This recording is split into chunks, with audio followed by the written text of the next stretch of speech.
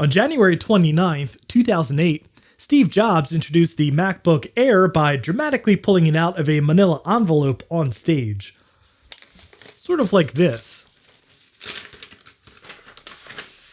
But this was far from Apple's first foray into the world of powerful subcompacts, such as this 12-inch PowerBook G4, which in 2003 represented an incredible amount of performance baked into a tiny and lightweight, for the time, package. We can follow this thread even further back though, because Apple was packing incredible power into comparatively tiny laptops most of the way through the 90s, culminating in 1997 with an ultra-powerful machine that had both a smaller footprint and weighed less than the 12-inch PowerBook, and is also far more rare. That's right, today we're exploring the elusive PowerBook 2400C, the diminutive laptop that was actually built by IBM, which I've been trying to find a good example of for years. Then we'll tear it apart, remove the ticking time bomb lurking inside, and we'll give it a modern SSD. And might as well get it on Wi-Fi while we're at it. So stay tuned.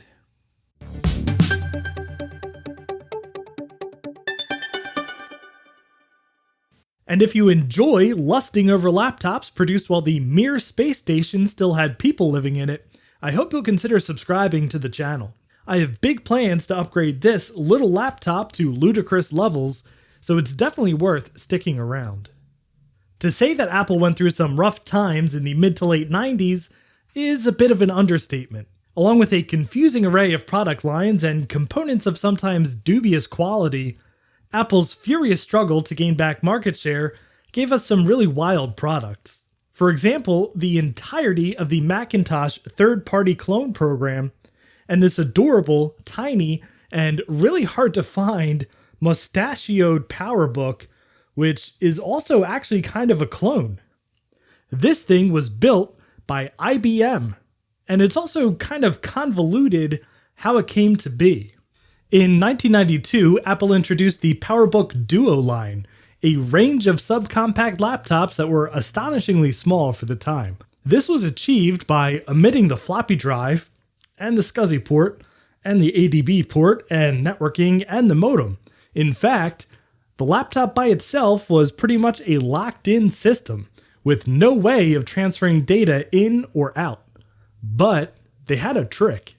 Duos were meant to plug into a special Duo dock that gave you back most of these features when you were at your desk, in an attempt to give you the best of both worlds.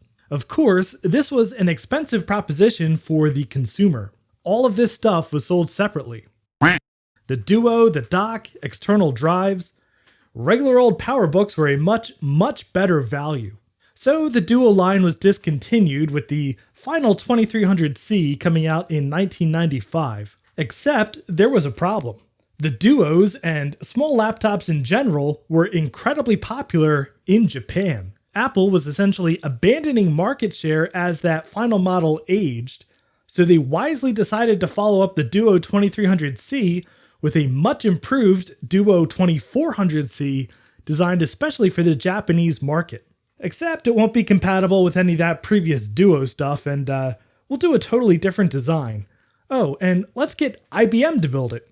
Why the heck not? It's the 90s. So the 2400C was released in 1997, 2 years after the 2300C, and dropping the Duo moniker shortly before launch. Fitting because it was much more of a full-fledged PowerBook. Despite its astonishingly small footprint, you got a fairly complete set of built-in ports on the back. No docking station required. In addition to ADB, serial, and SCSI, it even surprisingly has a VGA video out. It packs a bright and crisp 10.4-inch color active matrix display, a keyboard with smaller than usual keys but still plenty nice to type on, and a spacious 1.3 gigabyte IDE hard drive. Seriously, this thing is tiny. It has a smaller footprint than the PowerBook G4 12-inch. And the IBM build quality is fantastic. The hinges are ThinkPad levels of sturdy, and it just feels solid and well put together. Unfortunately, Apple didn't keep the 2400C around for very long. Only a single model was released in the US in 1997 with a 180 MHz PowerPC 603E, which is what this one has. Japan saw the release of one additional updated model with a 240 MHz processor and some other little improvements like full card bus support. The coolest thing about these little laptops, though, is just how loved they were by their owners. Much like the Macintosh Color Classic, people loved modding the heck out of these, and there was a thriving trade in aftermarket accessories, G3 processor upgrades, third-party clear keyboards, and special RAM modules to bring this thing up to a max of 112 megs of memory. People even used to install macOS 10 on these things and have it be actually usable. I hope to pay homage to that modding scene with mine here, cleaning up these worn plastics and installing as many mods and upgraded components as I can find. But before we do any of that, we have to literally save this machine from itself. The PRAM batteries are notorious for leaking onto the motherboard and completely ruining it from the inside out. And annoyingly, we have to take this machine entirely apart to get to it, which is no small feat. This thing is almost as annoying to disassemble as the iBook G3 clamshells are. It's so complicated, in fact, that Apple made its own service center send the whole laptop back to Apple if it needed service. So let's tear this thing apart, remove that battery, and while we're in there, we'll swap in a whopping 64 gigabytes of mSATA SSD in an IDE adapter. You know what's not complicated though? PCB prototyping with the sponsor of today's video, PCBWay. One of the most trusted PCB suppliers in the retro computing scene and beyond, PCBWay now offers much more than PCB prototyping, with 3D printing, CNC machining, and even assembly services to get your project working right to your door. And now take an extra 15% off of Flex PCBs and Flex Rigid PCBs. Check out the link in the description below and start your quote today.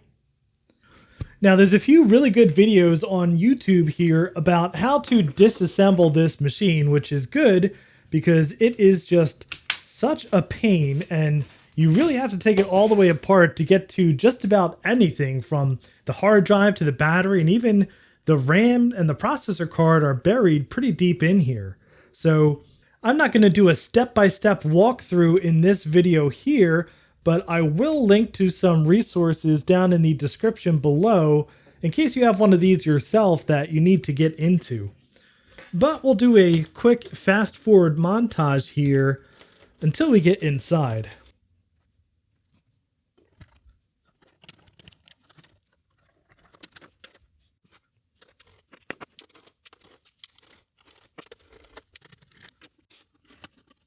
All this way, and we've only now just gotten access to the RAM module, which in this machine is the 64 meg module, which in addition to the 16 megs on the motherboard built in, gives us a total of 80 megs, Apple's official maximum for this machine. Now you can get up to 112 megs of RAM in here by using a specially designed RAM chip, but those are incredibly hard to find, and I'm pretty sure I'm never ever going to find one.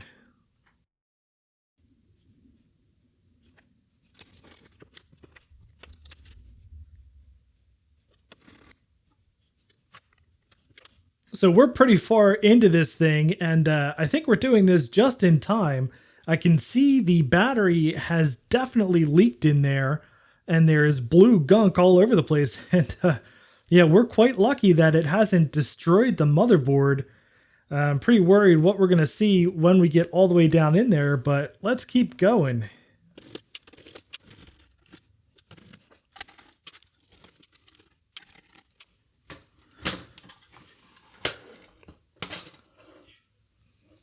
And here we go. Here's the board, and let's see the damage. I guess it could be worse. It looks like it just kind of leaked out the front of the battery. Let's get this nightmare out of here. Looks like we only just started to leak out of the front of the battery, and there's just a little bit of gunk on there.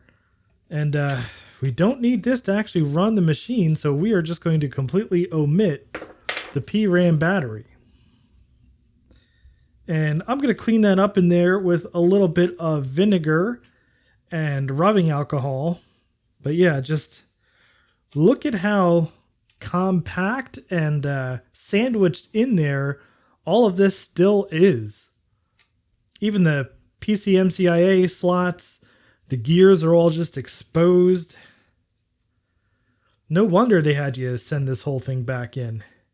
All right, we are now 100% apart, and just look at this mess. And this isn't even all of it. I've got parts hanging out off camera. I've got a bunch of parts over here somewhere. But it is such a good thing that we took this apart now, because that is just at the beginning of battery bomb land, and this would be a tragedy if that spread any further. So I'm going to clean this up, and then we'll swap in that sweet mSATA SSD. So we're going to use one of these Dogfish brand 64 gig mSATA SSDs, which I've had great luck with on old Macs, and one of these adapters, which takes it to IDE. And I'm pretty sure this is the same adapter that I've been using, only they changed the color to black, which honestly looks pretty nice. So we'll hopefully have no trouble formatting this and installing an operating system. All right, well, we have run into an issue here. This has pins that are just slightly too high to actually go in here because the tolerance is so tight. The original drive is perfectly flat at the bottom and slides right on, but no such luck on this adapter. So I'm gonna have to dig into my box of adapters and see if we can find something else. Okay, so I found two options here that seem to fit. This big chunky one with the metal bracket, and then this little tiny one. And I'm kind of hoping that this one works because it has screw holes that line up and will let me fasten this with all the original screws, whereas if I try to use this one, then I won't be able to use all of the original screws because there won't be two screw holes since this is so short. So I'm going to try to use this one by Conable or Aconbl or Aconable, I don't know. Ablecon. Worst logo ever. And I like how it just snaps into place there with clips instead of screws.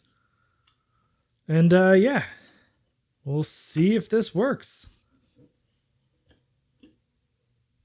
So I don't want to put this all the way back together until we know that the mSATA adapter works. So I've done my best Draga 1 impression, and I've just cobbled this thing back together using my Pismo as a stand to hold up the monitor.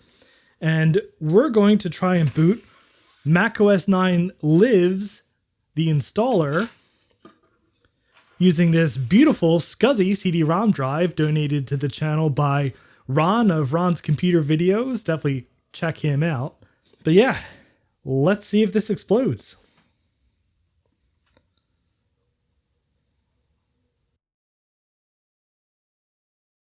Well, we have pretty much the worst case scenario here. After taking this thing apart and putting it partway back together, I tested it a million different ways, and we have this symptom.